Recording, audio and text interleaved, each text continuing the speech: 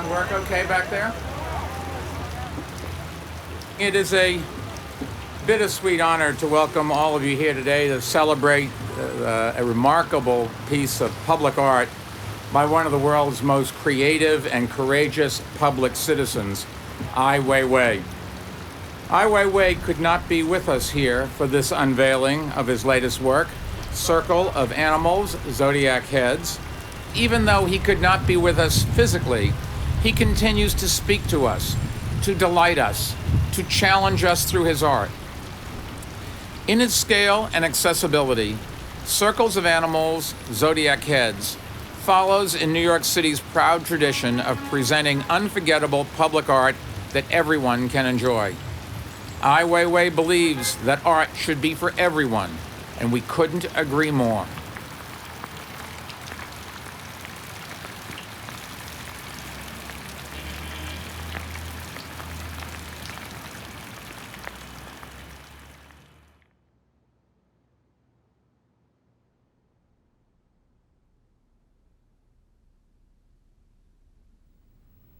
We call him in Chinese Ai Lao Shi, which is teacher Ai.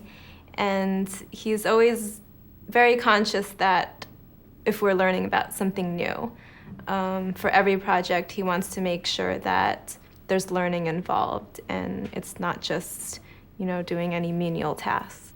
He gives a lot of freedom, actually. He's not the kind of artist that imposes his creative decisions on his assistants, on co-workers to be executed, Well, with any proposal we get, what's very important to Weiwei is the space and how he can use the space. He has a lot of craftsmen and a lot of people working with him. As he works directly with us, he works directly with them. The studio always used to be in a state of constant flux, Always many people coming, especially in the last couple of years, that we call volunteers, They come for a certain kind of interest, are mostly Chinese, mostly young people, often are not related to art at all, Also we have housewives really coming to our place and telling Weiwei that they think his work has some kind of meaning and they would like to be part of it. And usually if he feels like that there's enough passion to go this way, then he accepts that, Every day people are coming up to us and giving us proposals of something they can do to help Weiwei. At first we thought, okay, maybe we should stay quiet a bit because we don't want to upset the Chinese government. But then we think, what would Weiwei do? And he would probably make the most noise of anybody. So I think he's still very careful about what he does. He doesn't just make noise to make it. So I think we're thinking, we're trying to think very clearly about the right approach, but I don't think we think the right way is to be quiet. That's true. Don't be quiet.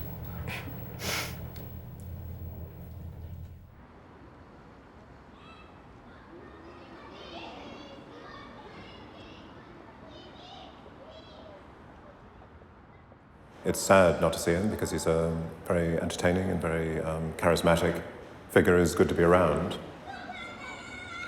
It's been very strange, obviously, installing a show without the artist. Normally that's a prerequisite and you really wait for the artist to come. Obviously, we have our own ideas about how to use the gallery and what we want, but there's always things to change. We decided to put the posters up because normally an artist is here and we had arranged interviews and we would expect him to be able to speak. So we thought that actually getting his voice out there was important. And we just chose a small selection of very pertinent, timeless quotes. As is well known, Ai Weiwei is the son of a very famous poet, Ai King. He grew up knowing that art was both very powerful and very controversial.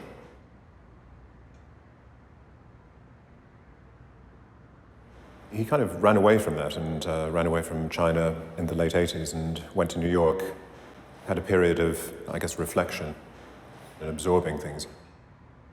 He was making work, but he wasn't really pursuing a strong career as an artist.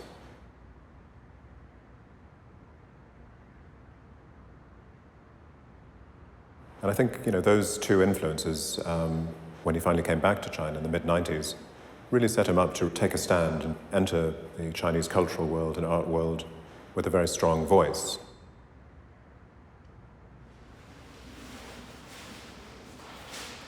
There are a couple of works in the show that, for me, are very important and very poignant. There's the security camera, which he's made in marble, and we're presenting on a plinth.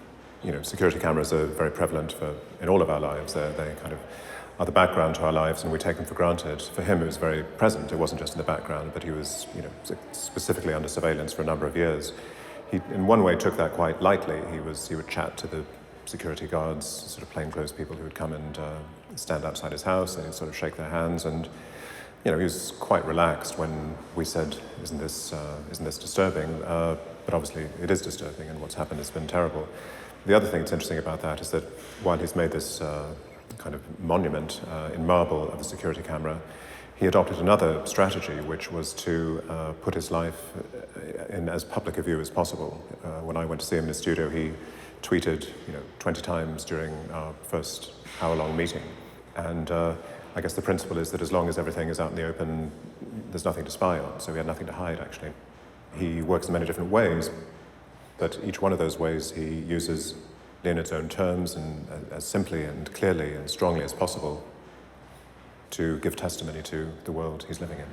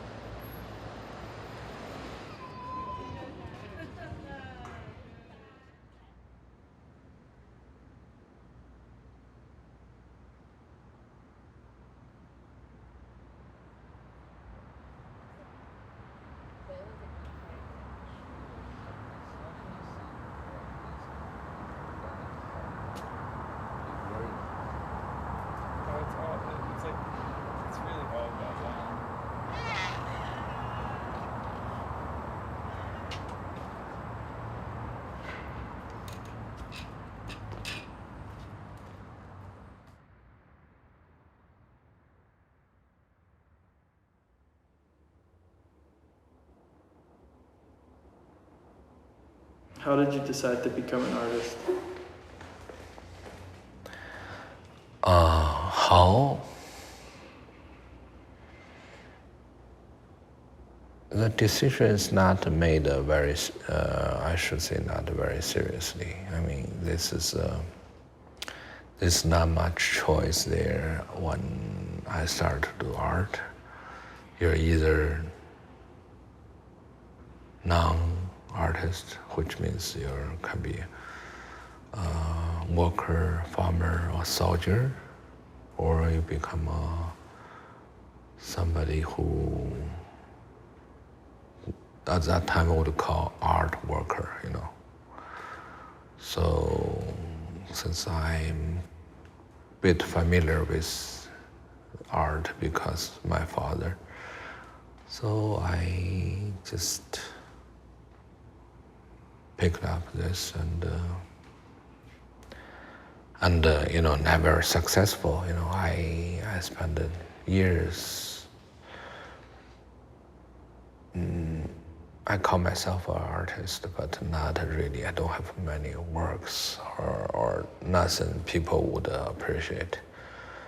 Till very late, 2004, I started to have shows, and which surprised me also,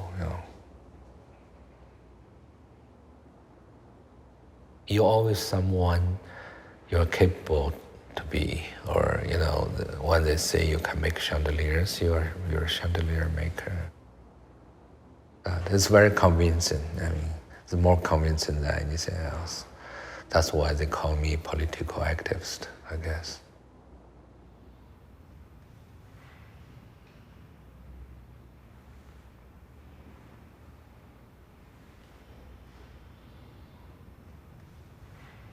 Actually, I never really rethink about my work. It's already past. It's a crooked coffin.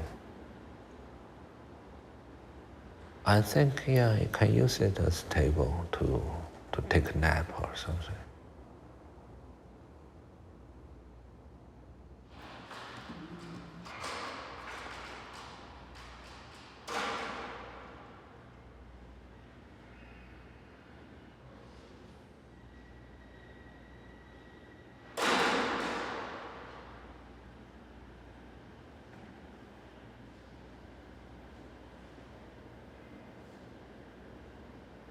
the media is the message. I mean, in many cases, which is true, not even in the classic sense.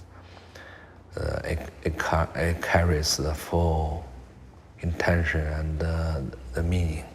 Once you change it, it's very disturbing.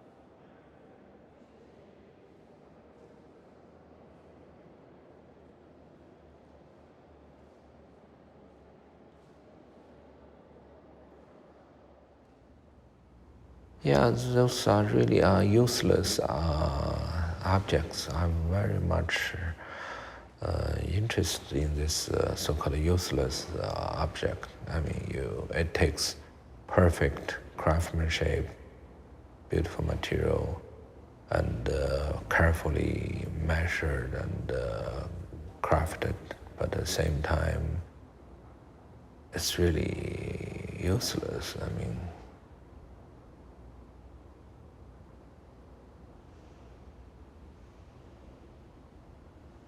you need something people can realize it's art, Otherwise, they think you're too political, or what you're doing is not art, or you'll never get it, So sometimes you have to say, "Oh, I'm an artist, I can do this."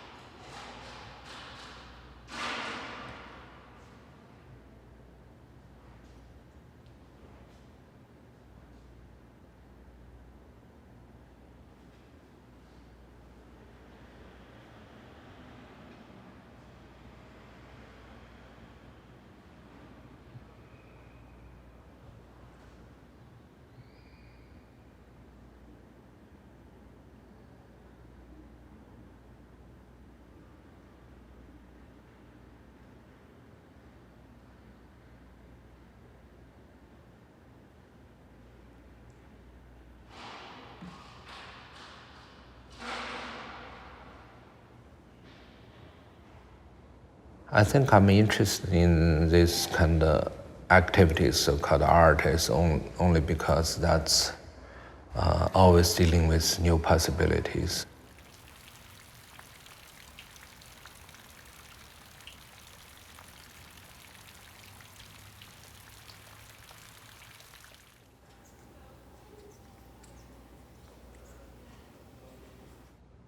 The audio component with Harvard backpack installation is the reading of the 5,000 names of the dead students victimized by the earthquake.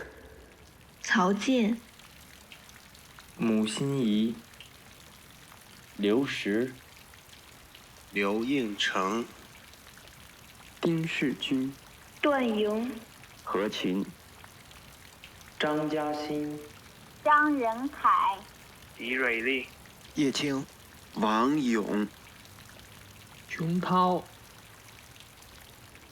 My carpenters always need a job. They always say, wait, what next we can do? So I really have no ideas what, I'm not, I don't have so much ideas. I said that maybe we try this bowl. It comes from a plastic cat toy, and they said this is very difficult. So I said, okay, that's the purpose. So it takes them like a year or so, to try to figure out how to make this structure without nails. Gradually it become a game for them. They really love it.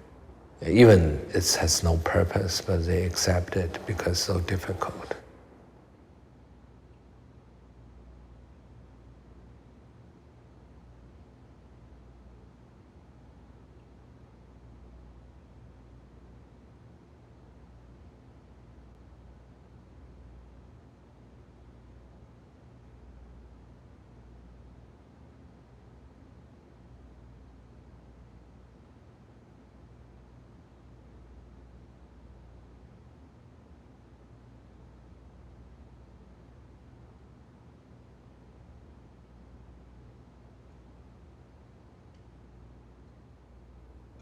Yeah, I mean, surveillance has its very clear meaning is to monitor, or secretly monitor people's behaving, but once it's become a marvel, it's only been watched.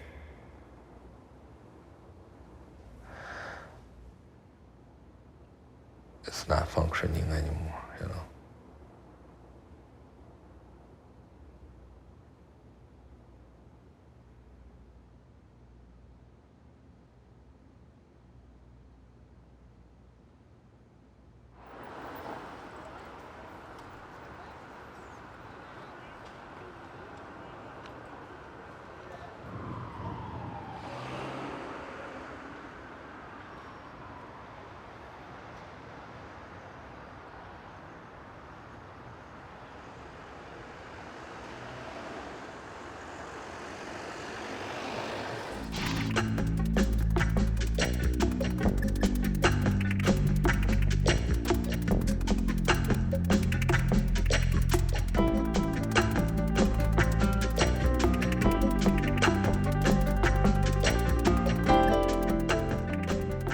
To learn more about art in the 21st century and its educational resources, please visit us online at pbs.org/art21. Art in the 21st Century is available on DVD. The companion book is also available. To order, visit us online at shoppbs.org or call PBS Home Video at 1-800-PLAY-PBS.